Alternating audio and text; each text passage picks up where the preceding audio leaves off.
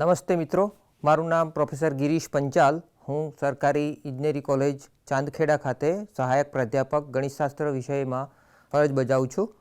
આજનો આપણો વિષય છે મેથેમેટિક્સ 1નો યુનિટ 4 એટલે કે બહુચલીય વિધેયો. હવે બહુચલીય વિધેયોમાં ફંક્શન્સ ઓફ સેવરલ વેરિયેબલ કહેવાય એને, પણ ખાસ કરીને અહીંયા શબ્દ છે બહુચલીય. તો એનામાં આપણે ખાસ ડિફરન્સ એ સમજીશું કે અત્યાર સુધી આપણે શું ભણીને આવ્યા છીએ અને હવે આપણે શું ભણવા જઈ રહ્યા છીએ. તો બહુચલીયમાં અહીંયા એક કરતાં વધારે ચલની વાત તમને જોઈ શકાય છે. તો સૌ પ્રથમ આપણે બહુચલીય વિધેયો એ કેવા પ્રકારના હોય એની વ્યાખ્યાથી શરૂઆત કરીશું, જેથી કરીને આપણે ડિફરન્સ ખબર પડી જાય કે અત્યાર સુધીમાં આપણે શું ભણીને આવ્યા છો અને હવે આપણે શું ભણવાના છીએ.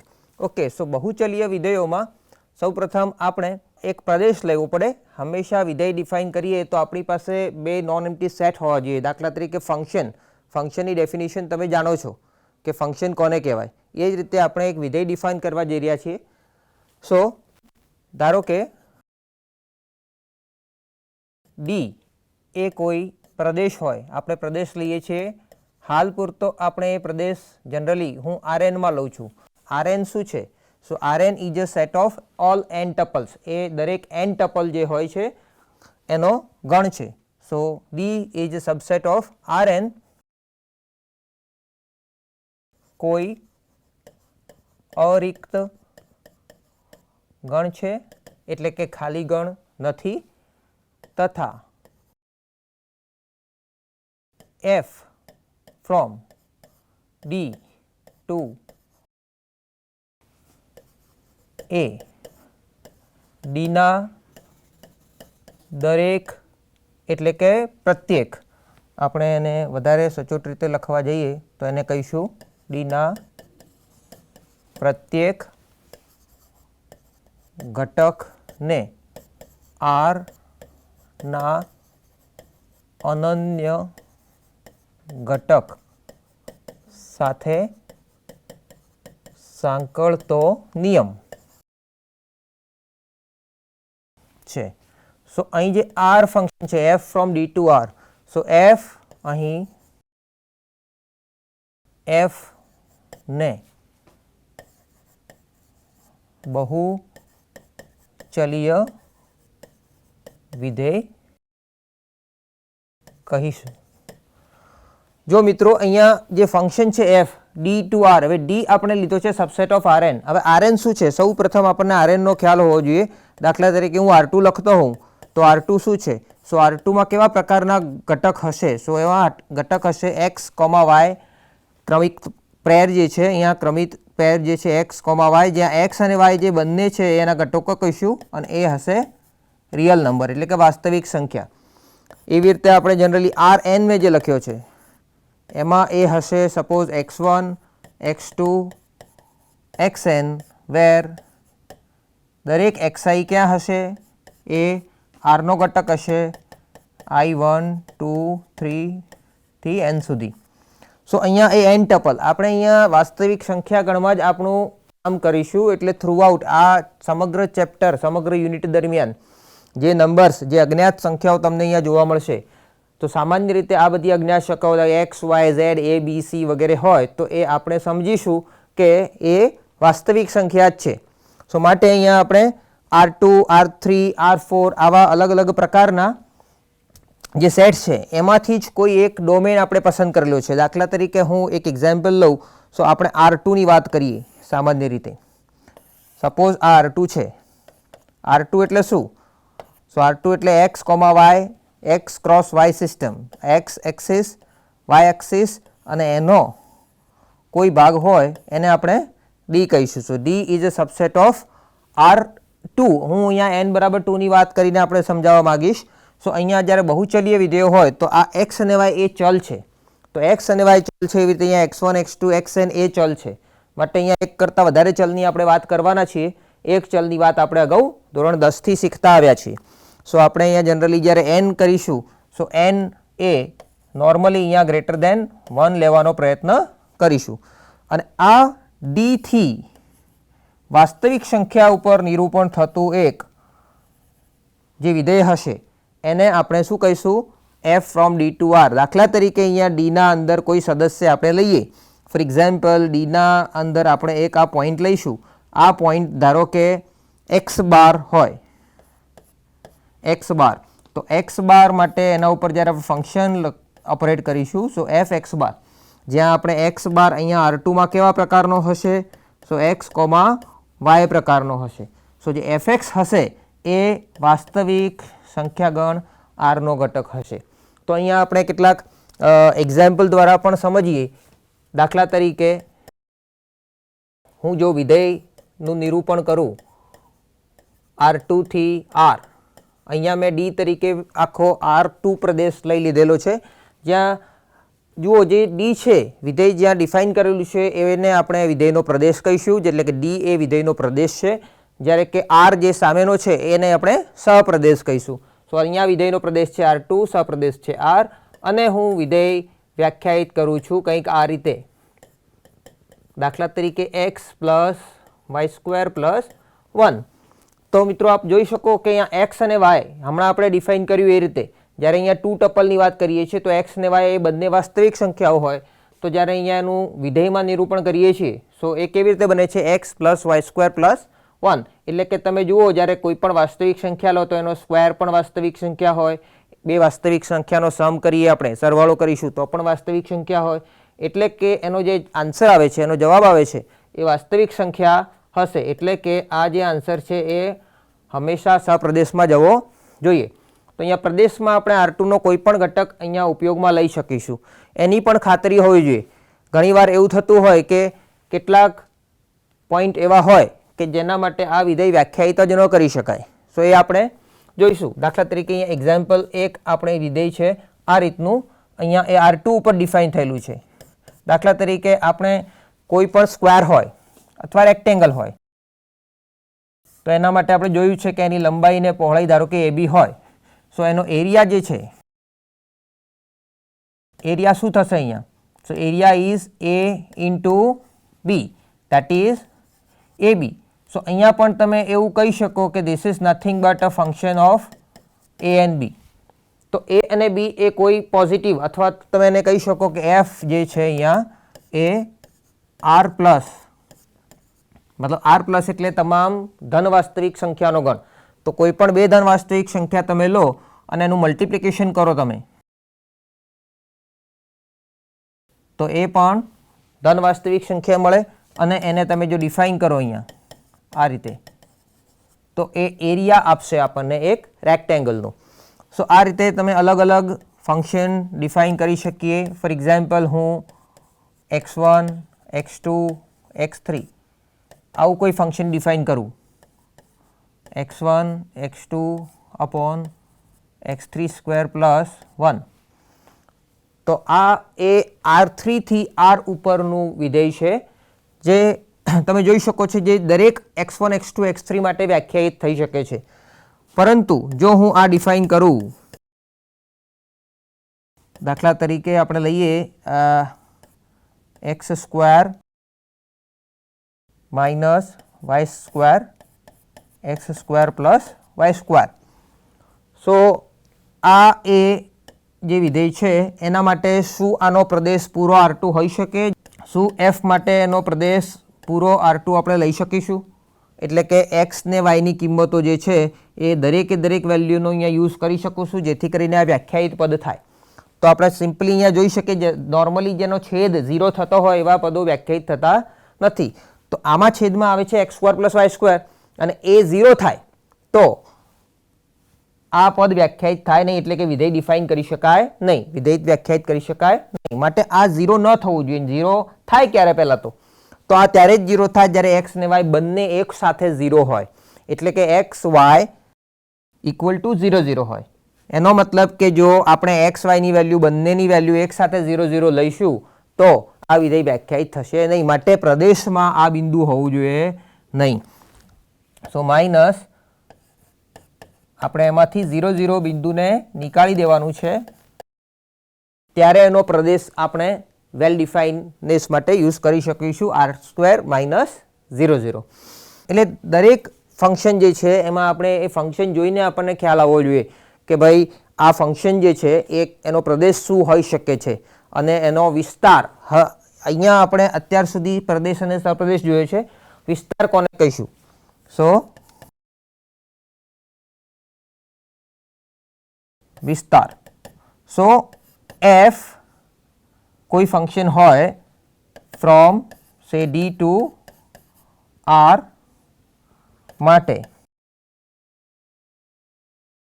સો આપણે આ વિધેયની જ વાત કરીશું, વિધેય F from D to R, જ્યાં જે ડી છે એ આપણે સમજીશું it's a subset of R2 R3 Rn કોઈ પણ. સો ફોર એક્ઝામ્પલ R2 લઈ લઈએ, એ R3માં હોય, સબસેટ ઓફ R3 હોઈ શકે, Rn હોઈ શકે, નો પ્રોબ્લેમ. સો R અહીં આપણે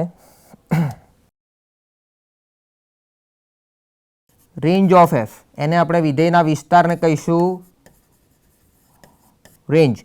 સો રેન્જ ઓફ એફ શું હશે? સો એવા તમામ એક્સ વાય ની વેલ્યુઝનો ગણ જ્યાં આ એક્સ વાય બિંદુ આપણે ક્યાંથી લઈશું? ડીમાંથી. મતલબ કે જે ડી એનો પ્રદેશ છે એ પ્રદેશની તમામ વેલ્યુ માટે, તમામ કિંમતો માટે આપણે જ્યારે એ ફંક્શન એના ઉપર ઓપરેટ કરીશું અને જે જવાબ આપણી પાસે આવતા રહેશે એ જવાબોનો ગણ, આન્સર્સનો સેટ, તો એ સેટનું કલેક્શન કરીશું, એ નંબર્સનું કલેક્શન કરશું તો આપણને શું મળશે? વિધેયનો વિસ્તાર મળશે. આગળ જોઈએ તો ધારો કે આપણી પાસે કેટલાક એક્ઝામ્પલ જે દેખાય છે અહીંયા કે નીચેના બહુચલીય વિધેયો જે આપેલા છે એના પ્રદેશ તથા વિસ્તાર જણાવો. તો અહીંયા વિધેય જોઈને આપણને શું લાગે છે? તો વિધેય અહીંયા એફ એક્સ વાય અથવા તો એની જે ફોર્મ્યુલા, એની જે સૂત્ર છે એ જુઓ તમે, તો z ઇઝ ઇક્વલ ટુ, મતલબ આ જે under root x square minus y આપ્યું છે એ પણ એક કિંમત બતાવે છે, એ કિંમતને આપણે નામ આપીએ છીએ z. તો z is equal to under root x square minus Y square. આપણે સામાન્ય રીતે કોઈ પણ સ્ક્વેર રૂટ ગણતા હોઈએ તો સ્ક્વેર રૂટ આ એક કિંમત છે, તો જ્યારે કિંમત જ શોધવાની વાત કરીએ તો સ્ક્વેર રૂટ ઓફ 4ના આપણને ખબર છે કે બે વેલ્યુ, બે આન્સર આવે છે. પરંતુ જ્યારે અહીંયા કોઈ વિધેયની વાત કરતા હોય તો વિધેયની ડેફિનેશન જ એવું કહે છે કે જ્યારે તમે કોઈ પણ ઇનપુટ અહીંયા યુઝ કરશો હે ને, અને એના ઉપર વિધેય ઓપરેટ કરશો તો જે એફએક્સ આન્સર આવશે, મતલબ એક્સની કિંમત એફએક્સ બને છે, આ આન્સર જે આવશે આ કેવો હોવો જોઈએ? યુનિક હોવો જોઈએ. એટલે જ્યારે અહીંયા વિધેયના નિરૂપણમાં આપણે સ્ક્વેર રૂટ લખ્યું છે તો આ સ્ક્વેર રૂટનો જે કંઈ આન્સર આવવો જોઈએ એ યુનિક હોવો જોઈએ. તો યુનિકનેસ રાખવા માટે જ્યારે પણ ફંક્શનની વાત થતી હોય ત્યારે સ્ક્વેર રૂટ એ પોઝિટિવ સ્ક્વેર રૂટ જ છે, એનો આન્સર પોઝિટિવ મળવાનો છે એમ સમજીને આપણે વાત કરીશું. અન્યથા ત્યાં દર્શાવેલું હશે કે આનું નેગેટિવ લેવું, એટલે કે ત્યાં આગળની બાજુ માઇનસ લખીને આપ્યું હોય. તો અહીંયા માત્ર આપણે સમજવાનું છે કે આની સ્ક્વેર રૂટ કોઈ પણ નંબર મૂકીએ, એનું સ્ક્વેર રૂટ શોધીએ તો માત્ર પોઝિટિવ નંબર આપણને મળવાનો છે. એ આપણે બાય ડિફોલ્ટ સમજીશું, કારણ કે અહીંયા આપણે વિધેયની વાત કરીએ છીએ, નહીં કે માત્ર કોઈ નંબરનું સ્ક્વેર રૂટ શોધવાની વાત કરીએ છીએ. ઓકે, સો સૌ પ્રથમ આનો પ્રદેશ શું હોઈ શકે? મતલબ કે આઉટ ટર્મ ક્યારે વેલ ડિફાઇન હોઈ શકે, હે ને? તો આપણે, મેં તમને હમણાં કહ્યું, આપણે વાસ્તવિક સંખ્યાઓના ગણમાં માત્ર રમવાનું છે. સો અહીંયા આ એક્સ ને વાય એ વાસ્તવિક સંખ્યાઓ આપણે લઈએ તો એવી કઈ વાસ્તવિક સંખ્યાઓ હોય કે જેથી એનું સ્ક્વેર રૂટ, એનું વર્ગમૂળ એ વ્યાખ્યાયિત કરી શકાય? તો 0 અથવા એથી મોટી સંખ્યા, હે ને? નેગેટિવ સંખ્યાનું આપણે વાસ્તવિક સંખ્યાના અંદર એનું કોઈ વર્ગમૂળ મળતું નથી. ધારો કે -1 આપણે લઈએ તો -1 એનું સ્ક્વેર રૂટ કરવા જાઓ તો એ સંકર સંખ્યા, કોમ્પ્લેક્સ નંબર i બને છે, અને હાલ આપણે કોમ્પ્લેક્સ નંબર સિસ્ટમમાં કામ કરવાનું નથી, એટલે આપણે સીમિત કરીએ છીએ આપણી બાઉન્ડ્રી કે આપણે એક્સ ને વાય એ રિયલ નંબરમાં લે, પણ કેવા નંબર લઈશું જેથી કરીને આ એક્સ સ્ક્વેર માઇનસ વાય એ ધન અથવા તો શૂન્ય સંખ્યા હોય. એનો મતલબ કે પ્રદેશ માટે એક્સ સ્ક્વેર માઇનસ વાયની વેલ્યુ હંમેશા 0 અથવા એથી મોટી હોવી જોઈએ. એનો મતલબ કે y is lesser equal to x square હોવા જોઈએ. હવે જ્યારે તમે અહીંયા આ કેવા એક્સ વાયની વાત કરીએ છીએ, પ્રદેશમાં કેવા એક્સ વાય હોવા જોઈએ જેના માટે આ કન્ડિશન સેટિસ્ફાય થાય? એટલે કે તમે જો પ્રદેશ ડી ડિફાઇન કરીએ આના માટે તો ડી કેવો હશે? તો એવા તમામ એક્સ વાય આપણે R2 માંથી લેવાના છીએ જેના માટે આ કન્ડિશન સેટિસ્ફાય થાય. તો આ પ્રદેશ આપણને મળ્યો, એને આપણે જસ્ટ નિરૂપણ કરીને જોઈ લઈએ સંખ્યા રેખામાં, મતલબ પ્લેનમાં, કારણ કે R2 જે છે, R2 એ આપણને પ્લેન બતાવશે. અને આર જે છે set of real number A real line બતાવશે, રેખા બતાવશે. સો આ કેવા પ્રકારનું, તો વાય બરાબર y equal to x square તમે જોવા જાઓ તો આ રીતનો એક ગ્રાફ હશે. પરંતુ અહીંયા કેવા એક્સ વાય આપણે લેવાના છે જેના માટે વાયની કિંમત હંમેશા એક્સ સ્ક્વેર મતલબ y equal to x square કરતાં વાય નાના મતલબ હાઇટ, વાય હાઇટ બતાવે છે, એક્સ એ હોરિઝોન્ટલ લેન્થ બતાવે છે, તો હાઇટ ઓછી હોવી જોઈએ. એટલે આ ગ્રાફ કરતાં નીચેના તમામ બિંદુઓ તમે લેશો, આ બધા જ બિંદુઓ, તો આ બધા જ બિંદુઓનો ગણ એટલે કે આપણો પ્રદેશ. આપણે ઉપરના ભાગમાંથી કોઈ બિંદુ અહીંયા વાપરી શકીશું નહીં ફંક્શનમાં ઇનપુટ માટે. ઓકે, હવે રેન્જની વાત કરીએ. સો આની રેન્જ શું હોઈ શકે? રેન્જ મતલબ આનો આન્સર કેટલો પોસિબલ હોઈ શકે. સો હમણાં જ આપણે વાત કરીએ, આ અંદરનો જે નંબર છે ઇનપુટ, આ પ્રદેશ માટે અંદરનો ઇનપુટ એટલે રેન્જ માટે, વિસ્તાર માટે એક્સ સ્ક્વેર માઇનસ વાય આપણે કેવા લેવાના છે? હંમેશા greater than is equal to 0 માટે એફ એક્સ વાય શું છે? Square root of x square minus y છે. જ્યારે આ એ 0 અથવા એ કરતાં મોટું હોય ત્યારે હંમેશા આપણે એનું વર્ગમૂળ શોધી શકીએ છીએ, અને વર્ગમૂળ પણ 0 માની લો કે 0 લઈએ છીએ તો 0નું વર્ગમૂળ 0 થાય છે. ધારો કે એના કરતાં મોટી સંખ્યા છે, માની લો કે અંદર 1 આવે છે, તો 1નું વર્ગમૂળ શું થશે? અહીંયા 1 કે -1? તો 1. કેમ? કારણ કે અહીંયા ફંક્શનની વાત કરીએ છીએ, હમણાં સમજાવ્યું, એની એક જ વેલ્યુ પોસિબલ છે. બાય ડિફોલ્ટ આપણે સમજીશું કે એ ધન છે માટે 1. એટલે 0 1 2 3 એમ આગળ જતા મતલબ 0 થી લઈને ઇન્ફિનિટી સુધીમાં આમ F x Y is equal to under root x square minus Y એ હંમેશા કેવા હશે? 0 અથવા એ કરતાં મોટા હશે. એનો મતલબ કે જે રેન્જ હશે, રેન્જ એટલે કે વિસ્તારને આપણે દર્શાવીશું આર એફ તરીકે. તો એ શું હશે? સો એવા તમામ બિંદુઓ, અહીંયા આપણે આર એફ રેન્જ એ ક્યાં હશે? રિયલ નંબરમાં હશે. સો રિયલ નંબરનો સેટ આપણે દર્શાવવો હોય સો 0 થી ઇન્ફિનિટી સુધી એટલે એક અંતરાલ સ્વરૂપે લખીશું. એના આન્સર તમે જોવા જાઓ સો 0 ઇન્ક્લુડ કરશું અને એથી આગળના તમામ બિંદુઓ. સો આ થશે રેન્જ, અને ઉપર જે હતું એ આપણી પાસે છે ડોમેન. અહીંયા મળશે આપણને રેન્જ. સો આની રેન્જ શું છે, ડોમેન શું છે એ આપણે કંઈક એનાલિસિસ કરીને આપણને ખબર પડે. એ જ રીતે માની લો કે આપણું બીજું ફંક્શન છે z is equal to F x Y is equal to log of 1 minus X square minus Y square. So ફરીથી મિત્રો આપણે ધારો કે આનો પ્રદેશ વિચારવો હોય તો પ્રદેશ માટે શું હોવું જોઈએ? તો લોગની તમને જે ગ્રાફ છે એની થોડોક આઈડિયા આપણે હોવો જોઈએ. ધારો કે એક્સ વાય, તો લોગનો આપણે ગ્રાફ જોવા જઈએ છીએ નોર્મલી. તમને ખબર છે કે 1 માટે એ 0 હોય છે, પછી ઉપર માટે વધતું વિધેય છે અને નીચેની બાજુ ઘટતું જશે. ઓકે, સો આ કોઈ પણ log t અથવા log x એનું વિધેય છે.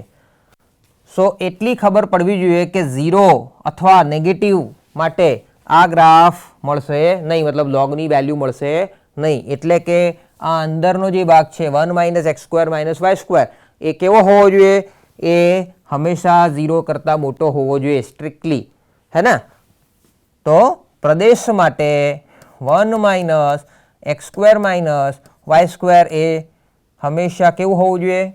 0 કરતાં મોટું. 0 ન ચાલે, નેગેટિવ પણ ન ચાલે, કારણ કે log એ 0 અને નેગેટિવ નંબર્સ માટે આપણે વ્યાખ્યાયિત કરતા નથી. આપણે વાસ્તવિક સંખ્યામાં ફરીથી યાદ કરાવું છું, વાસ્તવિક સંખ્યાઓમાં કામ કરીએ છીએ. બાકી log ફંક્શન એ સંકર સંખ્યાઓમાં પણ આવે છે, પરંતુ એમાં થોડો ડિફરન્સ હોય છે, એમાં થોડો તફાવત હોય છે, હે ને? એટલે આપણે ધ્યાન રાખીશું કે આપણે રિયલ નંબરમાં જ કામ કરવાનું છે. ઓકે, સો આના ઉપરથી તમે એનું સાદુરૂપ આપો તો આપણને શું મળે છે કે x square plus Y square is strictly less than 1, હે ને? એ ચુસ્તપણે એના કરતાં 1 કરતાં નાનું છે. હવે x square plus Y square, જેવી રીતે અહીંયા y is lesser equal to x square હતું તો આપણને પેરાબોલા પર્વલયનો ગ્રાફ આપણને મગજમાં આવે. તો અહીંયા ધારો કે x square plus Y square is equal to 1 હોત તો આપણને શું ખબર પડે? આપણને શું વિચાર આવે? સો આપણને વિચાર આવે એક સર્કલનો. પરંતુ અહીંયા એક્ઝેક્ટલી ઇક્વલ હોત તો સર્કલ થાય, ઇક્વલ તો છે નહીં. એટલે સર્કલનું અંદરના બિંદુઓ હંમેશા x² + y² લેસ ધેન 1 થી દર્શાવાય. એટલે ધારો કે એક રેડિયસનું આપણે સર્કલ છે જેની બાઉન્ડ્રી આપણી પાસે નથી, હે ને, આ સેન્ટર છે અને આ સર્કલ છે આપણું x² + y² = 1, તો અંદરનો ભાગ થાય x² + y² લેસ ધેન 1, જેને આપણે શું કહેવાના છીએ? ડી. એટલે કે અહીંયા પ્રદેશ ડી શું મળશે આપણને?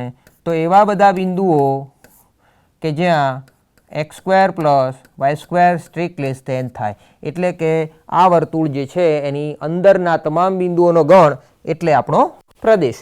હવે ધારો કે આના અંદરના કોઈ પણ બિંદુઓ આપણે લઈએ અને એની વેલ્યુ શોધવાનો પ્રયત્ન કરીએ, શું થશે? આના કોઈ પણ બિંદુઓ આપણે ધારો કે અહીંયાથી લઈશું તો આ લોગ ફંક્શન એ આપણને ખબર છે કે આ વેલ્યુ કેવી થવાની છે. આ વેલ્યુ ઉપર આપણે ચર્ચા કરીએ. 1x² + y² લેસ ધેન 1 માટે 1 - x² - y² એ ગ્રેટર ધેન 0 થાય, મતલબ એ 0 કરતાં મોટું થાય. વળી પાછું x² + y² ની વેલ્યુ 1 કરતાં નાની છે, એટલે જો આને આપણે આ રીતે લખી શકીએ, હે ને, તો આ નંબર એ હંમેશા 1 કરતાં નાનો જ રહેવાનો છે. એનો અર્થ એ થાય કે ડોમેઇનમાં જે આ વેલ્યુ આપણે અહીંયા યુઝ કરવાના છે એ વેલ્યુ હંમેશા 0 થી મોટી અને 1 કરતાં નાની છે. તો જો આપણે ગ્રાફમાં 0 થી મોટી અને 1 થી નાની એટલે આટલા જ ભાગમાં જો ગ્રાફ આપણે એક્સની વેલ્યુ વિચારતા હોય તો લોગનો ગ્રાફ ક્યાં હોય? નીચેની તરફ જ છે. 1 માટે 0 છે, બાકી નીચે તરફ. નીચે ક્યાં સુધી જશે? -∞ તરફ. અને અહીંયા 0 થી સ્ટાર્ટ થશે, પરંતુ એક્ઝેક્ટ 0 નથી, એટલે ઓપન ઇન્ટરવલ અહીંયા આગળ આપણને મળશે. એટલે વિસ્તાર જે છે RF એ શું મળશે? 0 થી સ્ટાર્ટ થવાનું છે. અને ઓકે, આ વેલ્યુ અહીંયા log of 1 એટલે કે x² - y² વાળું પદ જે છે એ સેન્ટરમાં 0 0 વેલ્યુ ધરાવી શકે છે. એટલે એક્ઝેક્ટ વેલ્યુ 1 પોસિબલ છે. એટલે 1 હશે આ વેલ્યુ ત્યારે લોગની વેલ્યુ 0, એટલે અહીંયા 1 માટે પણ એ વેલ્યુ આપણને મળવાની છે. એટલે એ થશે ક્લોઝ ઇન્ટરવલ. એટલે અહીંયા આગળ ક્લોઝ ઇન્ટરવલ 0 ટુ આ રીતે નહીં લખી શકાય. કેમ? તેનું કારણ શું છે? કારણ કે અહીંયા આગળ આપણે નાની વેલ્યુથી મોટી વેલ્યુ સુધી જવાનું છે. એટલે નીચે વેલ્યુ આપણે આ આવશે જ્યારે આપણે અંતરાલ લખતા હોય ત્યારે, અને 1 સુધી. ઓકે, આ થશે વિધેયનો વિસ્તાર. તો આપણે અત્યારે શું જોયું? વિધેય ડિફાઇન કર્યું, એનો પ્રદેશ અને સપ્રદેશ વિશે વાત કરી. હવે આપણે બહુચલીય વિધેયના લક્ષ એટલે જે લિમિટ આપણે વાત કરી હતી, લિમિટ, ફંક્શન ઓફ લિમિટ, એની વાત કરવાની છે. એક વેરિયેબલ એટલે કે એક જ ચલનું જ્યારે વિધેય હોય fx, ત્યારે આપણે નોર્મલી આવા પ્રકારના ટર્મ, આવા પ્રકારની લિમિટ આપણે જોયેલી છે. Limit x tends two a fx, હે ને, આવા પ્રકારની લિમિટ આપણે જોયેલી છે. પરંતુ અહીંયા બહુચલીય વિધેયોના લક્ષની વાત કરવાની છે જ્યારે, તો આપણે આ લિમિટ હવે બહુચલ માટે ડિફાઇન કરવાની છે અને એ શું હશે એ જોવાનું છે. ધારો કે ડી એ કોઈ અરિક્ત ગણ હોય તથા એ બી કોઈ પોઈન્ટ છે ડીમાં. આપણે જેવી રીતે અહીંયા પ્રદેશનું કોઈ પોઈન્ટ એ બી લીધેલું છે, તો f from D to R તથા l બિલોંગ્સ ટુ આર, એટલે કે એક વિધેય આપેલું છે જ્યારે એક પોઈન્ટ આપ્યો છે રિયલ નંબરમાં, તો પ્રત્યેક એપ્સિલોન ગ્રેટર ધેન 0 માટે તેને અનુરૂપ ડેલ્ટા ગ્રેટર ધેન 0 એવો મળે કે જેથી 0 less than xy minus ab is less than delta implies mod of fxy minus l less than epsilon થાય. એટલે કે આ મોડ એ શું બતાવે છે? તો બે બિંદુઓ વચ્ચે માઇનસની નિશાની એ બે બિંદુઓનું ડિસ્ટન્સ બતાવે છે. આપણે નોર્મલી જ્યારે એક વેરિયેબલની વાત કરીએ તો x માઇનસ a એ શું બતાવતું હતું? x અને a, એટલે કે એક x અહીંયા હોય, એ અહીંયા હોય, તો આ ડિસ્ટન્સ તમને અહીંયા આનાથી બતાવે છે. સેમ વે અહીંયા x માઇનસ y એટલે કે R2માં જ્યારે બે બિંદુઓ હોય તો બે બિંદુઓનું અંતર સૂત્ર તમને ખબર છે કે બે બિંદુઓ વચ્ચેનું અંતર શોધવું હોય તો કેવી રીતે શોધી શકાય? x minus a square plus y minus b square અને પછી એનું સ્ક્વેર રૂટ, એટલે કે આ જે પદ છે અહીંયા આપણી પાસે બે બિંદુઓનું ડિસ્ટન્સ, અહીંયા x y હોય દાખલા તરીકે, a b હોય, આ વેલ્યુ શું આપશે અહીંયા? તો under root x minus a square plus y minus B square, પરંતુ આપણે અહીંયા મોડ તરીકે લખેલું છે જેથી કરીને આપણને અંતરસૂત્રનું અહીંયા અર્થ પણ ખબર પડે કે આ અંતર છે બે વચ્ચેનું. તો જેમ એક્સ અને એ બી વચ્ચેનું અંતર બહુ નાનું હોય હે ને, તો ફંક્શન અને એલ વચ્ચેનું અંતર પણ બહુ જ નાનું હોય. આ અંતર એપ્સલોન જે છે એ કોઈ પણ નાનામાં નાના એપ્સલોન માટે પણ જો આવો ડેલ્ટા આપણને મળે તો અને તો જ આપણે કહી શકાય કે આ જેમ એક્સ વાય બિંદુ એ બીની નજીક જાય છે તેમ ફંક્શન જે છે વિધેય એ એલની નજીક જાય છે. અને સંકેતમાં આપણે limit x Y tends to A B F x Y is equal to L તરીકે દર્શાવીશું. તો હવે ડેફિનેશન અને એના પછી એક્ઝામ્પલ જ્યારે આપણે ગણતા હોઈએ ત્યારે આપણા માઇન્ડમાં એક વસ્તુ ક્લિયર હોવી જોઈએ કે જે લક્ષ્ય અહીંયા જે લિમિટ મળે છે એ લિમિટ આપણને અનન્ય હોવી જોઈએ. લિમિટની યુનિકનેસ છે અહીંયા. ધારો કે limit x Y tends to A B F x Y is equal to L1 અને limit x Y tends to A B F x Y equal to L2 હોય. હવે આ જો આટલું લખીએ તો આપણા મગજમાં એક વસ્તુ થાય સ્પાઇક કે ભાઈ આ લિમિટ L1 અને આ લિમિટ L2 એવી રીતે કેવી રીતે થાય? આપણે જ્યારે એક જ પ્રોબ્લેમ ગણતા હોય અને એક જ મેથડથી ગણતા હોઈએ તો એનો જવાબ પણ એક જ આવે હે ને, તો એવી રીતે કેમ નો જવાબ અલગ થઈ જાય L1 L2? પણ એવું નથી હોતું. જ્યારે લિમિટ ગણવાની હોય ત્યારે એક્સ વાય ને એ બીની નજીક લઈ જવાનો હોય છે અને આપણે નોંધવાનું હોય છે કે એફ એક્સ વાય એ L1ની નજીક જાય છે, કયા બિંદુની નજીક જાય છે? જેની નજીક જાય છે એને આપણે નામ કહેવાનું છે લક્ષ L1. એવી રીતે એટલા માટે આપણે જે એક્સ વાય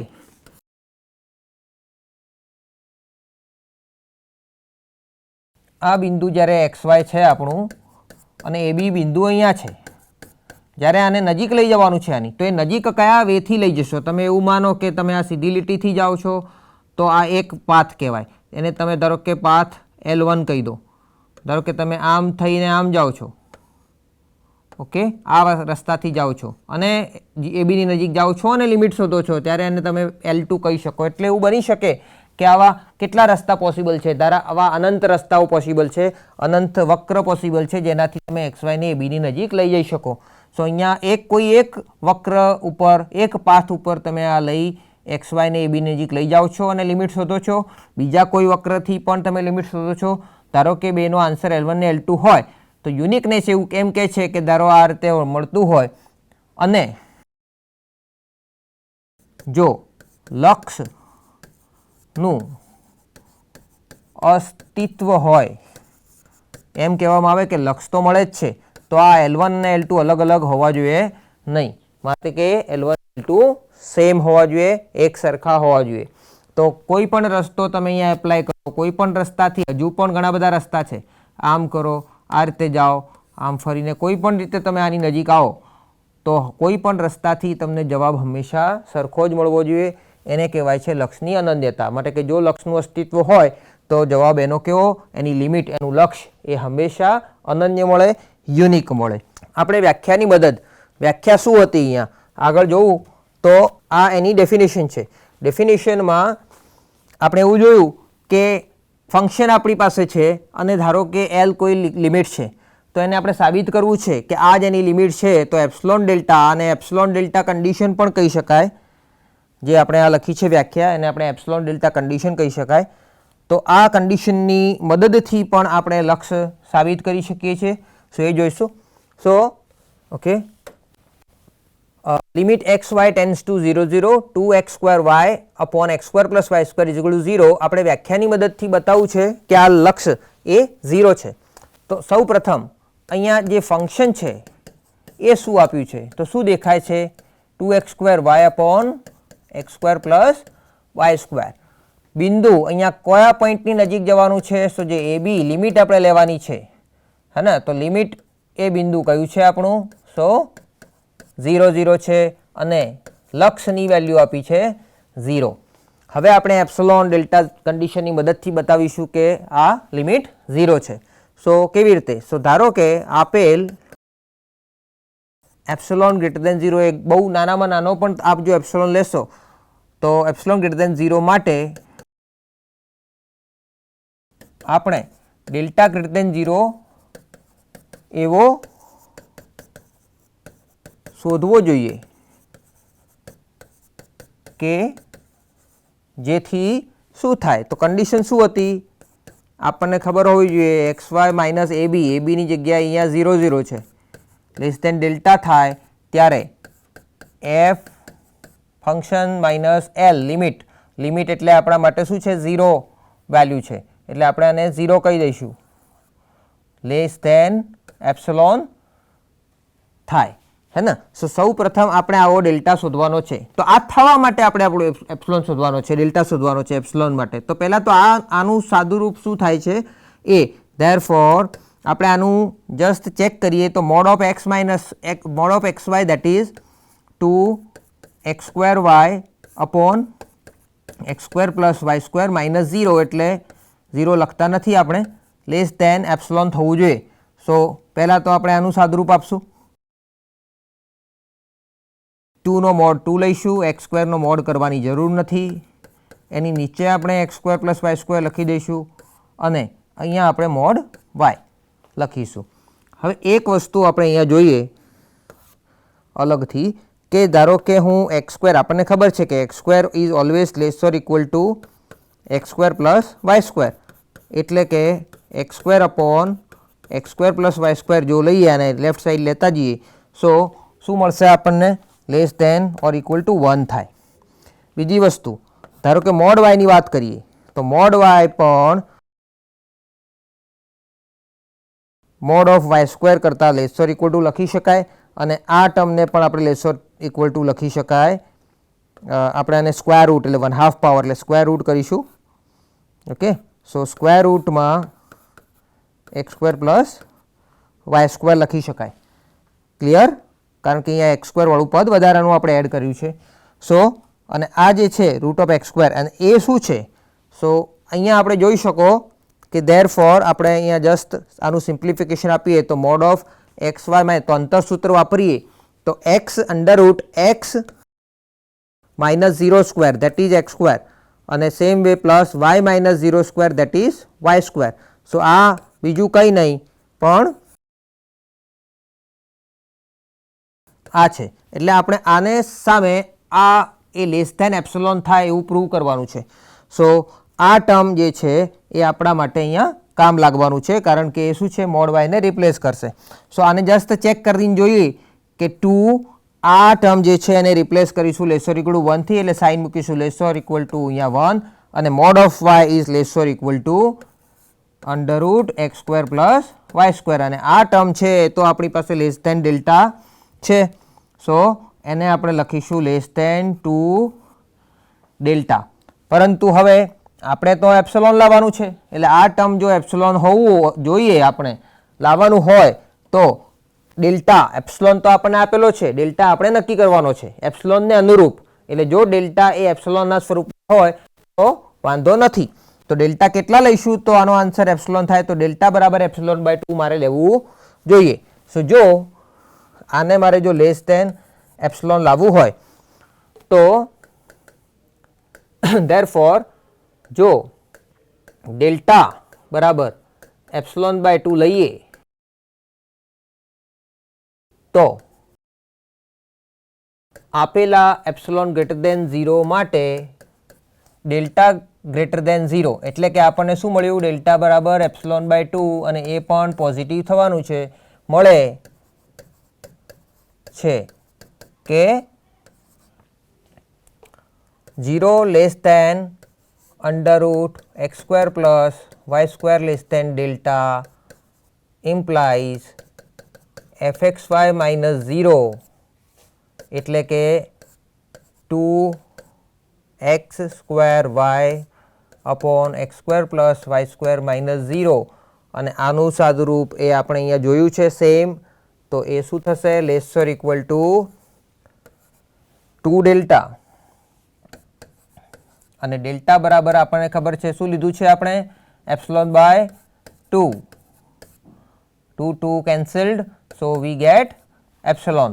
માટે શું થયું કોઈ પણ એપ્સિલોન લઈએ તો આપણને ડેલ્ટા બરાબર એપ્સિલોન બાય ટી મળે છે કે જેથી કરીને આ કન્ડિશન સેટિસ્ફાય થાય છે. માટે લક્ષ્યની વ્યાખ્યા પરથી શું કહી શકાય? લિમિટ એક્સ વાય, જેમ એક્સ વાય એ 0, 0ની નજીક જાય એમ ફંક્શન, અહીંયા ફંક્શન શું લેવાનું છે આપણે? 2x² upon x² plus y² is equal to 0. એટલે કે આ લક્ષની લિમિટ 0 થાય એટલે તમે કોઈ પણ પાથ, કોઈ પણ અલગ અલગ વક્રથી જો લિમિટ વેલ્યુ શોધવા જાઓ તો એ આપણને હંમેશા 0 જ મળશે. આ એક્ઝામ્પલનો ઉપયોગ આપણે આગળ પણ એક જગ્યાએ કરવાના છે, જ્યારે કરશું ત્યારે હું તમને યાદ કરાવીશ. હવે લક્ષ્યનું અસ્તિત્વ હોવા માટેની કેટલીક કસોટી છે. એનું અસ્તિત્વ હોય તો ક્યારે હોય અને અસ્તિત્વ ન હોય તો ક્યારે હોય? તો અસ્તિત્વ હોવા માટે તો 100% આપણે એપ્સિલોન ડેલ્ટા કન્ડિશનથી જ સાબિત કરવું પડે, પરંતુ જો અસ્તિત્વ ન હોય તો કેવી રીતે ખબર પડે કે લક્ષનું અસ્તિત્વ નથી?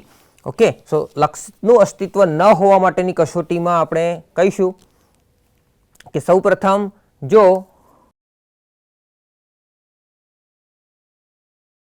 અલગ અલગ વક્રોના માધ્યમથી xy ટેન્ડ્સ ટુ a માટે જો લક્ષ્યની કિંમત અલગ અલગ આવે તો આવા લક્ષનું અસ્તિત્વ હોય નહીં. કારણ કે હમણાં આગળ આપણે જોયું કે જો લક્ષ મળે તો એ L1 = L2 થાય, પરંતુ જો L1 ને L2 સરખા ન હોય તો લક્ષ પણ આપણને મળે નહીં. એનો મતલબ કે એટલે કે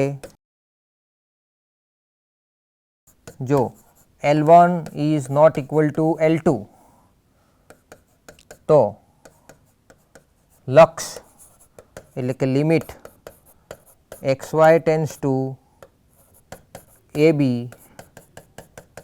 fxy નું અસ્તિત્વ નથી. આ L1 L2 શું છે? તો હમણાં આગળ આપણે જ્યારે ડેફિનેશન લખી ત્યારે લખ્યું કે કોઈ એક પાથથી ધારો કે વેલ્યુ L1 મળે છે, બીજા પાથથી વેલ્યુ L2 મળે છે, એ જ L1 L2ની વાત કરીએ છીએ. તો અલગ અલગ પાથથી જો એની વેલ્યુ અલગ અલગ મળે તો આવા લક્ષનું અસ્તિત્વ નથી. ઓકે, સો આપણે કેટલાક એક્ઝામ્પલ જોઈએ જેથી કરીને આપણે વધારે આઈડિયા ક્લિયર થાય, એનો ખ્યાલ ક્લિયર થાય કે ભાઈ લક્ષ શું છે. તો નીચેના લક્ષનું અસ્તિત્વ છે કે નહીં આપણે ચકાસવું છે. So number 1, limit xy tends to 1 to x is not equal to y. સો x² plus y² upon x² minus y². અહીંયા મેં x not equal to y એટલા માટે લખ્યું છે, ધારો કે મારે આ ટર્મ પહેલાં તો અહીંયા ડિફાઇન કરીને લખવાનું હોય તો એ પોતે વેલ ડિફાઇન હોવું જોઈએ, અને વેલ ડિફાઇન માટે એનો છેદ 0 થવો જોઈએ નહીં. માટે અહીંયા લખ્યું છે x ઇઝ, એકચ્યુઅલી મારે અહીંયા લખવું જોઈએ x is not equal to plus or minus y. So એ પણ આપણે લખી શકીએ, અહીંયા લખવું જોઈએ x is not equal to plus or minus y, કારણ કે બંને કેસમાં 0 થાય છે. ઓકે, સો આ ફંક્શન એક વેલ ડિફાઇન આપ્યું છે, આપણે આ લિમિટ ચેક કરીએ. પરંતુ એક પહેલી વસ્તુ, જ્યારે લિમિટ શોધવાની હોય તો સૌ પ્રથમ આપણે જોઈએ કે જ્યારે limit xy tends to 1 to, એટલે કે જો ફંક્શનની વેલ્યુ x ને y ની વેલ્યુ 1 અને 2 ક્રમિક રીતે આપણે આમાં મૂકી દઈએ અને જો વેલ્યુ આમાં છેદ જનરલી નોન ઝીરો થાય, એટલે કે ફંક્શન આનો જે આન્સર છે એ વેલ ડિફાઇન થતો હોય તો આપણે સીધી આ વેલ્યુ અંદર મૂકીને પણ એનું લક્ષ્ય શોધી શકીએ છીએ. તો આવા કેસમાં જ્યારે 1 અને 2 મૂકવાની થાય ત્યારે એક્સની જગ્યાએ 1 અને વાયની જગ્યાએ 2 આપણે જસ્ટ પહેલાં મૂકીને ચેક કરીએ તો 1² માઇનસ 2², તો નીચે છેદ શું થાય છે એ મારે જોવું છે, તો એ -3 થાય છે, હે ને? તો એ 0 થતો નથી. તો સીધી આપણે આ વેલ્યુ આખા આ જે ટર્મ છે એના અંદર આપણે મૂકીને લક્ષ્ય શોધી શકીએ. સો ઉપર પણ આપણે 1² પ્લસ 2² એટલે કે આપણને મળવાનું છે 5. સો ફાઇનલી આપણને મળે છે એનું લક્ષ 5/3. સો આના માટે આવા કોઈ એપ્સિલોન ડેલ્ટાની નોર્મલ રીતે જરૂર નથી આવા કેસ માટે કે જે સીધું આપણને દેખાતું હોય. અહીંયા બીજો એક્ઝામ્પલ જોઈએ કે ભાઈ limit xy tends to 1 1 where x is not equal to y or minus y. Okay, એ પણ લખી શકો તમે. ઓકે, સો આમાં આપણે જોઈએ તો xy ની વેલ્યુ 1 1 આપણે અહીંયા મૂકીને જસ્ટ ચેક કરીએ સો દેખાય છે કે જેવી રીતે અહીંયા 0 નથી થતું એવી રીતે અહીંયા તો 1 1 મૂકવાથી શું થાય છે, છેદમાં 0 થાય છે. માટે અહીંયા આપણે સીધી રીતે આવી કોઈ વેલ્યુ મૂકી શકીશું નહીં. જો 0 0 ન થાય તો સીધી વેલ્યુ તમે મૂકી શકો છો અને લક્ષ્ય શોધી શકો છો. નીચે છેદમાં 0 થાય છે તો સીધી વેલ્યુ મૂકવી જોઈએ નહીં. શું કરીશું તો આપણે તો આ 0 કોના કારણે થાય છે, કોના લીધે થાય છે એ જોવું હોય તો સૌ પ્રથમ આપણે થોડુંક આનું સિમ્પ્લિફિકેશન કરીશું. So limit x Y tends to 1 1. આનો છેદ જોઈએ તો મને બે ફેક્ટર દેખાય છે, x minus y into x plus y. So x Y tends to 1 1 જે આપણે મૂકવાના છે એ એકચ્યુઅલી કઈ જગ્યાએ 0 થાય છે તો એક્સ માઇનસ વાય વાળું ટર્મ આને છેદને 0 બનાવે છે, શૂન્ય બનાવે છે. માટે આપણે આ ટર્મ અહીંયા પ્રોબ્લેમ કરે છે. એ ટર્મ ત્યાંથી જો નીકળી શકે એવું હોય તો આપણું કામ થાય એવું છે. તો નીકળી કેવી રીતે જાય, તો નીકળવા માટે મતલબ સેમ ટર્મ ઉપર હોય તો આપણે એને કેન્સલ કરી અને કામ ચલાવી શકીએ. તો જોવું જોઈએ કે ઉપર આવું ટર્મ છે કે નહીં. તો ઉપર પણ આપણે આના અવયવો પાડીને જોવું જોઈએ. તો ઉપર જો અવયવ પાડીએ, એક્સ કોમન લઈએ તો મને દેખાય છે કે એક્સ માઇનસ વાય વાળું ટર્મ છે. તો આપણે આને સીધું કેન્સલ કરી દઈશું. આપણી પાસે જે વધે છે એ છે limit x Y tends to 1 1. ઉપર મળે છે એક્સ, નીચે મળે છે એક્સ પ્લસ વાય. હવે આપણે મેં કહ્યું એમ ફરીથી જો 1 1 મૂકીને ટ્રાય કરીએ આપણે નીચે, અને જો 0 ન થતું હોય તો બધી જ જગ્યાએ આપણે આ વેલ્યુ મૂકીને કામ ચલાવી શકીએ. તો એક્સની બરાબર પણ આપણે મૂકીએ તો ફાઇનલી આપણને મળે છે 1/2. તો આ રીતે આપણે લિમિટ, બીજી એક મેથડ છે જે આ છે જેમાં ઉપર નીચે જો અવયવ હોય કેન્સલ કરીને લિમિટ શોધી શકીએ. એના પછી next limit x Y tends to 0 0 x square minus Y square upon x square plus Y square. So અહીંયા મિત્રો આપણે જોઈએ તો આ લિમિટમાં પણ જો એક્સ વાય ટેન્ડ્સ ટુ 0 0 જોવા જઈએ તો 0 0 જો મૂકીને ચેક કરીએ તો છેદમાં 0 થાય છે. પરંતુ આ છેદમાં જેવી રીતે ત્યાં x square minus Y square હતું ને બે અવયવો પડતા હતા, જ્યારે એક્સ સ્ક્વેર પ્લસ વાય સ્ક્વેરમાં આવા કોઈ અવયવો પડતા નથી. એમાં રિયલમાં આપણે અવયવ પાડવાના છે, વાસ્તવિક સંખ્યામાં અવયવ પાડવાના છે. જેવા અવયવો અહીંયા વાસ્તવિકમાં પડવાના નથી. માટે એક્સ સ્ક્વેર પ્લસ વાય સ્ક્વેરને આપણે કંઈ કરી શકશું નહીં. તો શું કરી શકાય, હવે તો અહીં તો અવયવો પણ કેન્સલ નથી થતા. તો હવે આપણે એને અલગ અલગ રસ્તાથી, અલગ અલગ પાથથી જો વેલ્યુ અલગ અલગ આવે છે કે નહીં એ જોવું જોઈએ. કાં તો પછી એપ્સિલોન ડેલ્ટા કન્ડિશનથી આપણે એને સાબિત કરવું જોઈએ કે આવા એપ્સિલોન માટે ડેલ્ટા મળે છે કે જેથી કન્ડિશન સેટિસ્ફાય થાય છે અને આ એની લિમિટ છે. તો સૌ પ્રથમ આની વેલ્યુ લિમિટ કેટલી હોઈ શકે તો આપણે અલગ અલગ રસ્તાથી પહેલાં તો ટ્રાય કરીએ. ફોર એક્ઝામ્પલ હું પહેલો રસ્તો L1 પાથ પસંદ કરું છું, એની હું લિમિટ આ રીતે પસંદ કરવા જાઉં છું. જોઈએ x Y tends to 0 0 x square minus Y square upon x square plus Y square. હું અહીંયા લઉં છું લિમિટ. ઓકે, સૌ પ્રથમ આપણે પાથ કયો લઈશું. સો અહીંયા પાથ જે પસંદ કરવાનો છે હું એવું કરવાનો છું કે limit x tends to 0 y tends to 0. એટલે કે પહેલાં હું y0 પાથ ઉપર જઈશ, પછી એક્સ ટેન્ડ્સ ટુ 0 કરીશ. હું તમને ગ્રાફ દોરીને બતાવું તો તમને વધારે ખબર પડે.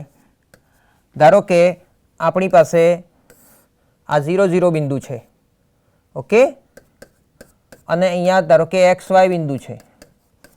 તો આ કેવો પાથ આપણે પસંદ કર્યો છે કે જેમાં વાય પહેલાં 0 કરવાનો છે. એટલે આને વાયને પહેલાં 0 કરીએ તો શું થાય, તમે આ રીતે આવો, બરાબર ને, અને પછી તમારે એક્સ 0 કરવાનો છે. એટલે એના પછી તમારે એક્સ 0 કરવાનો છે, એટલે આ કરવાનું છે. એટલે તમારો પાથ અહીંયાથી લઈને અહીં સુધી જશે.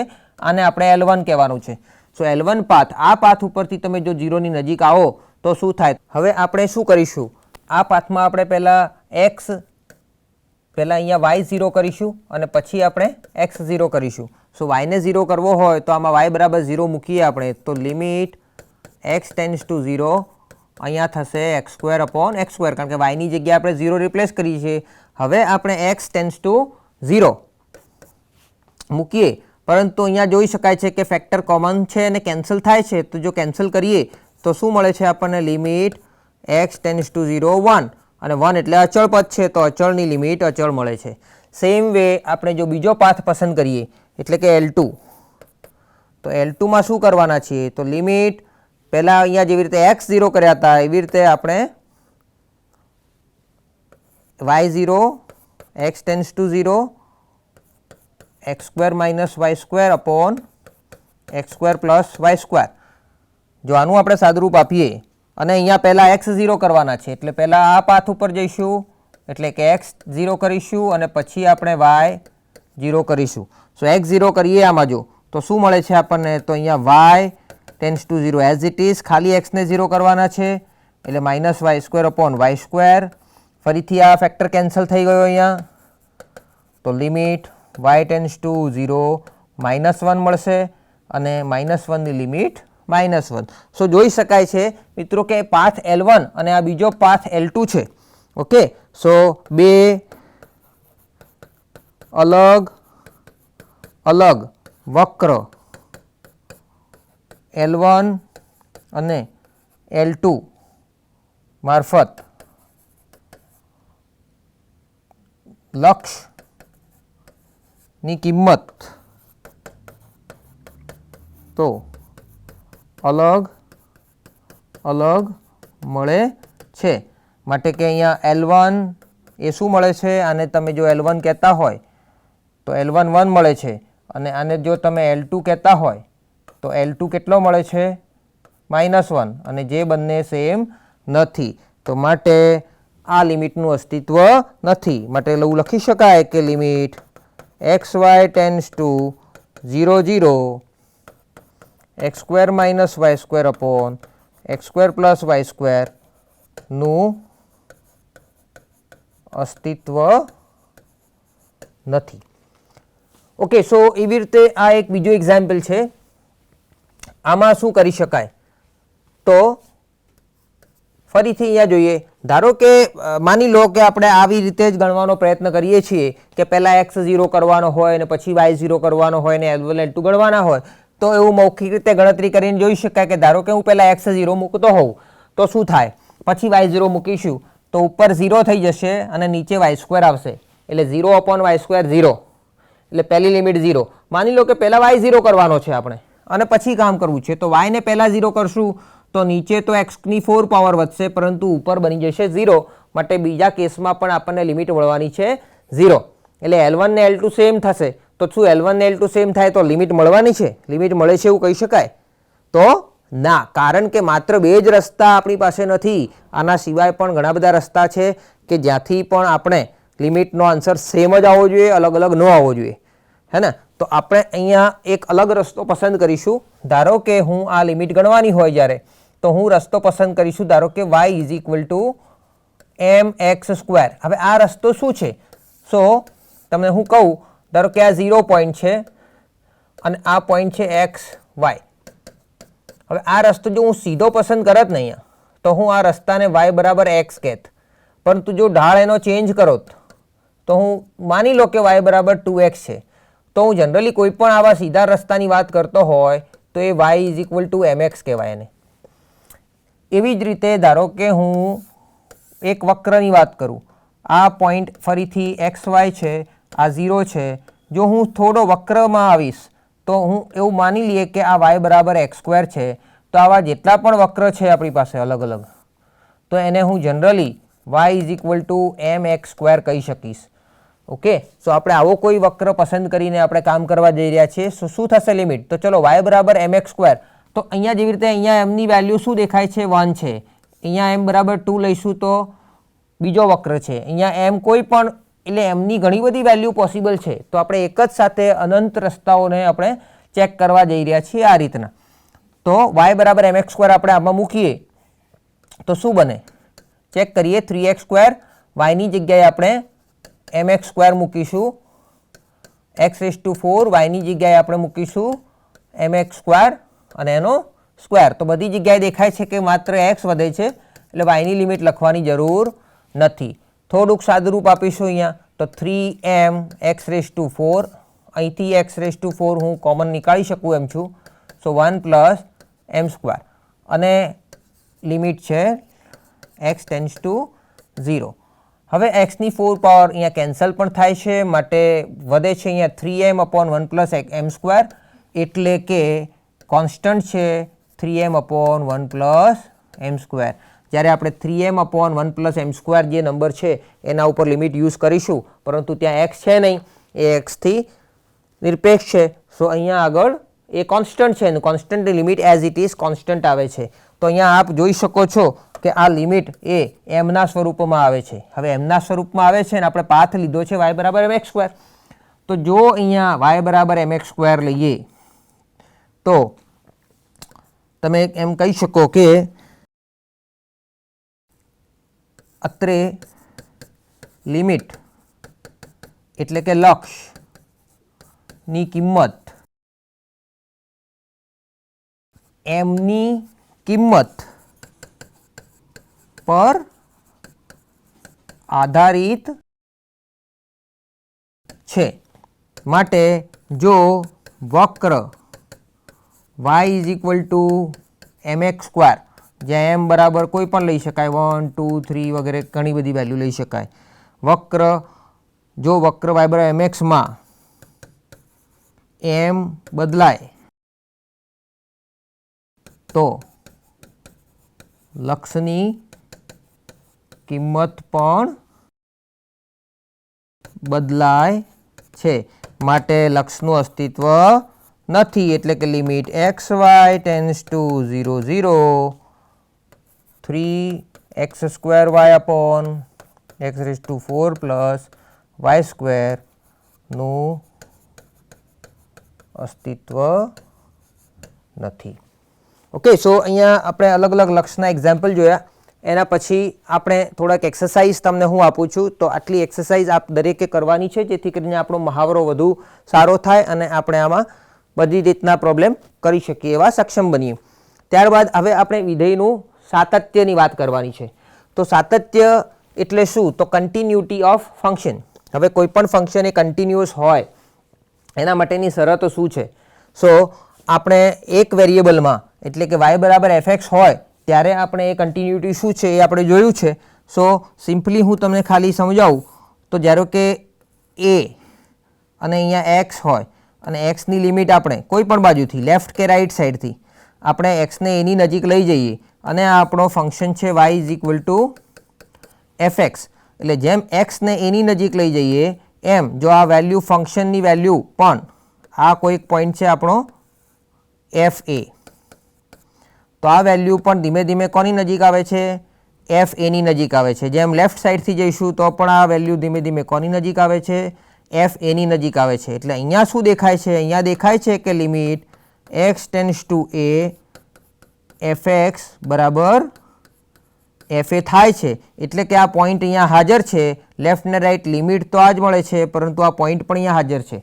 એટલે આપણે કહીશું કે ફંક્શન f એ આગળ સતત છે. આ એક વેરિયેબલમાં આપણે જે ભણીને આવ્યા છે એની વાત કરું છું.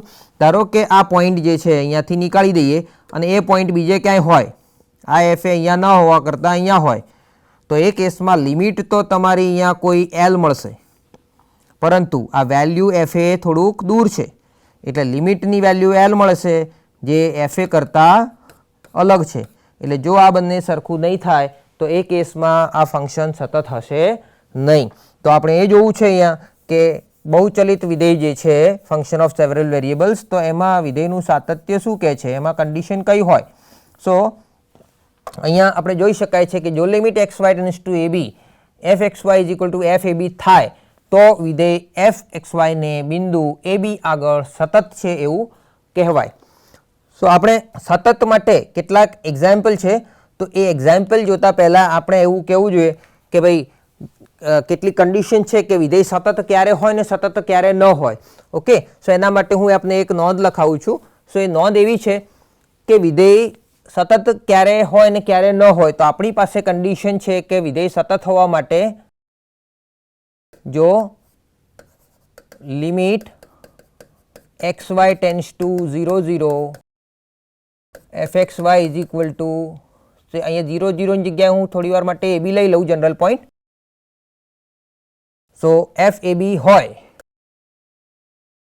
તો f એ ab આગળ સતત છે તેમ કહેવાય.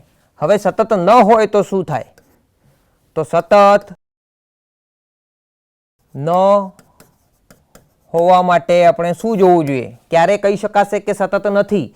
તો સૌથી પહેલી વસ્તુ તો આપણી પાસે આ કન્ડિશન થવા માટે શું શું જરૂરી છે? તો સૌથી પહેલાં તો આ ફંક્શન એફ એ એ બી ઉપર ડિફાઇન થયેલું હોવું જોઈએ. સો નંબર 1 કે સતત ન હોવા માટે જો એફ એ બી વ્યાખ્યાયિત ન હોય, બરાબર, આ વ્યાખ્યાયિત જ ન હોય તો ઇક્વલ થવાનો કોઈ સંભાવના નથી. બીજી કન્ડિશન, જો લક્ષ એટલે કે limit x Y tends to A B F X વાયનું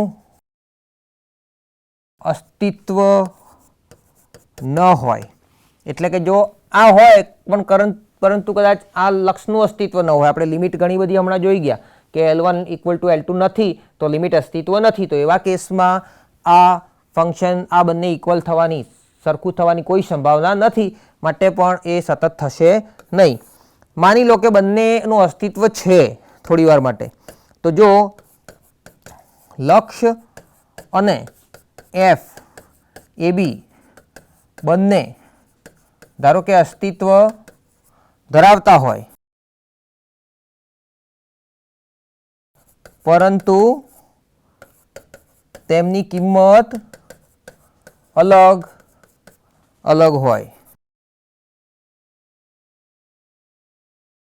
ત્યારે, ઓકે, સો આ ત્રણ કન્ડિશન હોય ત્યારે વિધેય મતલબ કે એફ એક્સ વાય એ બી આગળ અસતત છે તેમ કહેવાય. ઓકે, એટલે ડિસકન્ટિન્યુઅસ છે. અસતતનો મતલબ કહીશું ડિસકન્ટિન્યુઅસ. ઓકે, સો હવે આ જે મેં લખ્યું છે એને આપણે ચેક કેવી રીતે કરી શકીએ? તો જો એક્ઝામ્પલ આપણે જોઈએ તો થોડો ખ્યાલ આવે. તો એના માટે કેટલાક એક્ઝામ્પલ લીધેલા છે આપણે કે નીચેના વિધેયો આપેલું બિંદુ એ બી આગળ સતત છે કે નહીં આપણે ચેક કરવું છે. તો મેં અહીંયા તમને બિંદુ આપ્યું છે એ બી ઇક્વલ ટુ 0 0 અને ફંક્શન આપ્યું છે F x Y equal to x square plus Y square.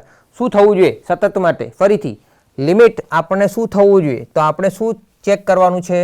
ચકાસવું જોઈએ કે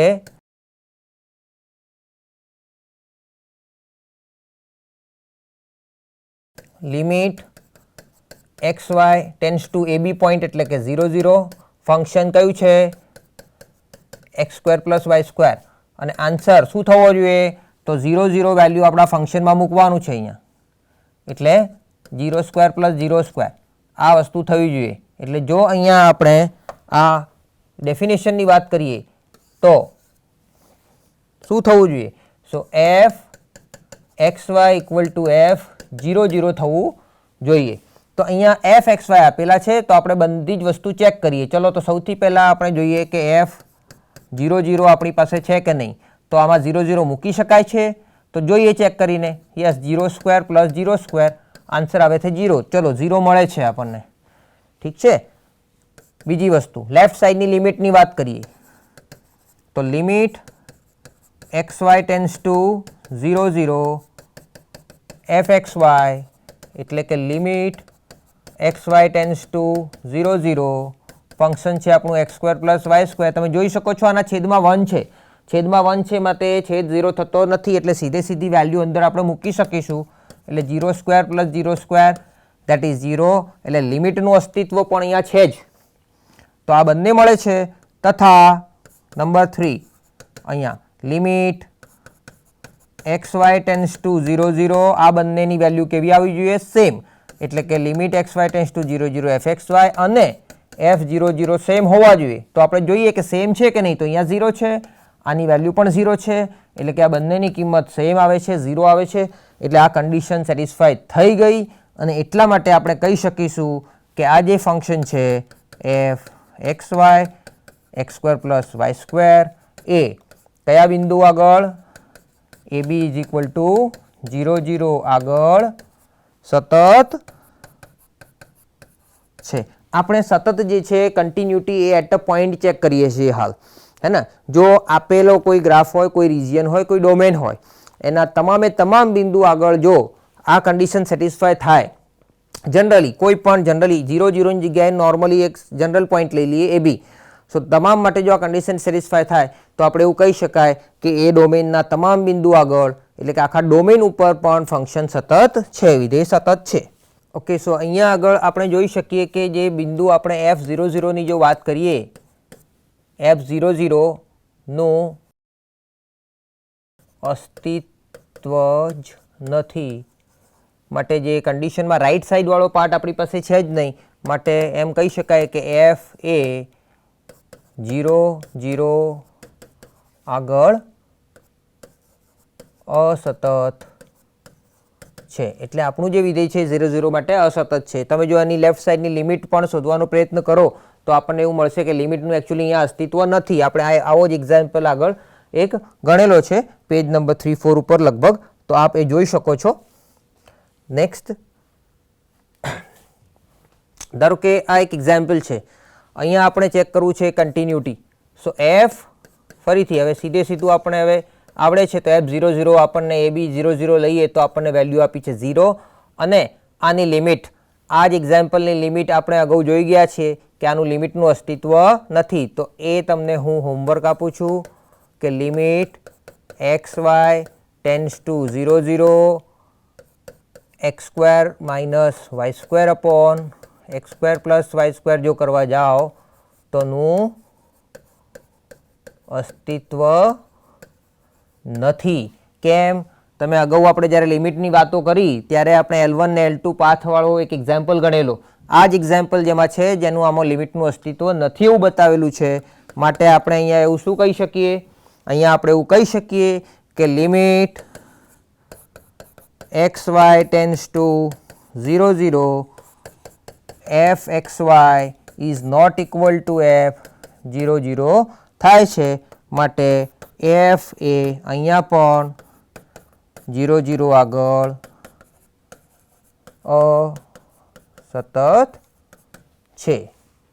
ઓકે, આ એક્ઝામ્પલ આપણે જોઈએ તો કેટલીક એક્સરસાઇઝ છે જેમાં આપણે જે એક્ઝામ્પલ ગણ્યા છે એ જ રીતના એક્ઝામ્પલ આપણે કન્ટિન્યુટી ચેક કરવાની છે. તો છેલ્લે આપણે અહીંયા આ એક્ઝામ્પલ જે છે એની સાથે સાથે એક સમરી સાથે આપણે કન્ક્લુડ કરીશું. તો કન્ક્લુઝનમાં એમ છે કે આજે આપણે જે વિધેયો જે ભણ્યા છીએ એમાં બહુચલીય વિધેયોની વ્યાખ્યા ભણ્યા છીએ. એ કેવા કેવા પ્રકારના ફંક્શન હોઈ શકે છે, એમાં 2 ચલ, ત્રિચલ, હેના, એ અલગ અલગ પ્રકારના વિધેયો આપણી પાસે હોય તો એ વિધેયોનું લક્ષ્ય શું છે, કેવી રીતે શોધી શકાય છે, એની એપ્સિલોન ડેલ્ટા કન્ડિશન શું છે, તો એ કન્ડિશન્સ આપણે જોઈ છે અહીંયા. અને કન્ડિશનના આધારે પણ લિમિટ શોધવાનો પ્રયત્ન કર્યો છે. અને લક્ષનું જો અસ્તિત્વ નથી તો એના માટે શું હોઈ શકે, અલગ અલગ પાથથી એનો આન્સર શું હોઈ શકે છે, અલગ અલગ આવે છે તો એનું લક્ષનું અસ્તિત્વ નથી. આ બધી વાતો આપણે જોઈ. ત્યારબાદ આપણે લક્ષનું સાતત્ય જોયું, એની ડેફિનેશન જોઈ, લક્ષના સાતત્યની કન્ડિશન શું છે અને જો એ કન્ડિશન કયા કયા કેસમાં એ કન્ડિશન નકારી શકાય એવી છે તો એ કેસ જોયા. તો એ આધારે આપણે એના કેટલાક એક્ઝામ્પલ ગણેલા છે અને આથી આપણે અહીંયા લક્ષ અને સાતત્યનો ખ્યાલ આપને સૌને આવી ગયો હશે. તો આ સાથે આપણે આજનું લેક્ચર અહીંયા પૂરું કરીએ છીએ. આવતા લેક્ચરમાં આપણે એક નવો ટોપિક સાથે ફરીથી મળીશું. આભાર. જય હિન્દ, જય ગુજરાત.